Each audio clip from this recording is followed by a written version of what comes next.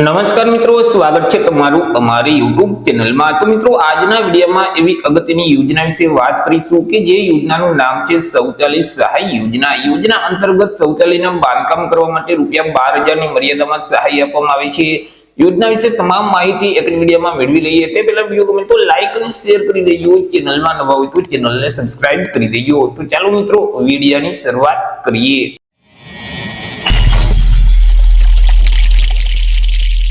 તો સૌથી પહેલા તો મિત્રો આપણે ચર્ચા કરી લેશું આજે શૌચાલય સહાય યોજના છે તે યોજનાનો મુખ્ય હેતુ શું છે અને યોજનાનો લાભ છે તે કોને કોને મળવા પાત્ર થશે। તો કે મિત્રો ગ્રામ્ય વિસ્તારમાં રહેતા તમામ વર્ગના પાત્રતા ધરાવતા જે લાભાર્થીઓ છે તો તે લાભાર્થીઓને વ્યક્તિગત રીતે શૌચાલયનું બાંધકામ કરવું હોય તો જે ભારત સરકારનું સ્વચ્છ ભારત મિશન છે તે અંતર્ગત તેઓને શૌચાલયના બાંધકામ કરવા માટે આર્થિક સહાય આપવામાં આવી છે। વાત કરીએ લાભ વિશે કે યોજનાનો લાભ છે તે કોને કોને મળવા પાત્ર થશે। તો કે મિત્રો આ યોજનાનો લાભ છે તે જે બીપીએલ કુટુંબો છે અથવા તો અનુસૂચિત જાતિ કે અનુસૂચિત જનજાતિના જે વ્યક્તિઓ છે, શારીરિક રીતે વિકલાંગ વ્યક્તિઓ છે, તમામ વર્ગની જે મહિલાઓ છે, જમીન વિહોણા જે ખેત મજૂરો છે અથવા તો નાના કે સીમાંત જે ખેડૂતો છે તો આ તમામ વ્યક્તિઓને યોજનાનો લાભ છે તે આપવામાં આવશે। હવે મિત્રો યોજનાનો લાભ છે તે આજીવનમાં એક વખત જ મેળવી શકાય છે। કુટુંબમાંથી કોઈ પણ એક જ વ્યક્તિને આજીવનમાં એક વખત યોજનાનો લાભ છે તે આપવામાં આવે છે।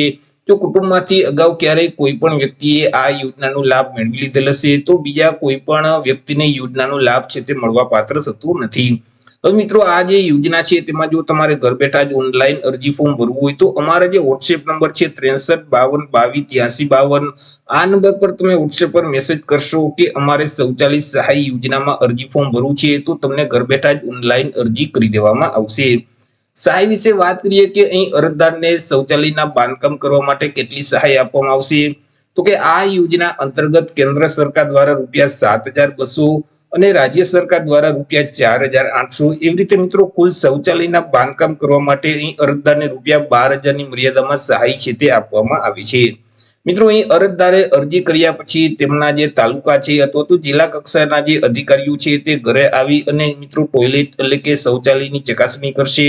ત્યાર પછી જો અરજી ફોર્મ છે તે તમારું મંજૂર કરવામાં આવશે તો સહાયની રકમ છે તે સીધી ડીબીટીના માધ્યમથી અહીં અરજદારના બેંક ખાતામાં જમા કરાવી દેવામાં આવશે।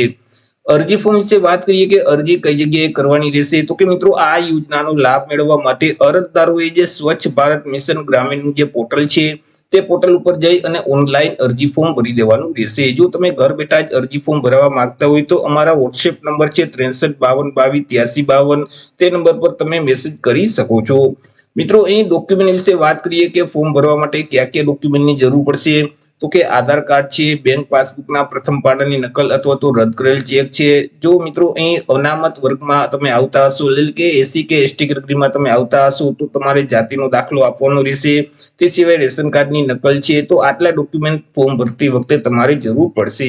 તો આવી રીતે મિત્રો સ્વચ્છ ભારત મિશન અંતર્ગત શૌચાલયના બાંધકામ કરવા માટે ₹12,000 ની મર્યાદામાં સહાય આપવામાં આવે છે। તો આશા રાખું છું વિડીયો પસંદ પડ્યો હશે। વિડીયો પસંદ પડ્યો હોય તો લાઈક અને શેર કરી દેજો। ચેનલમાં નવા હોય તો ચેનલને સબસ્ક્રાઇબ કરી દેજો। ફરી મળીશું એક નવા ટોપિક સાથે એક નવા વિડીયોમાં। ત્યાર સુધી જય હિન્દ, વંદે માતરમ।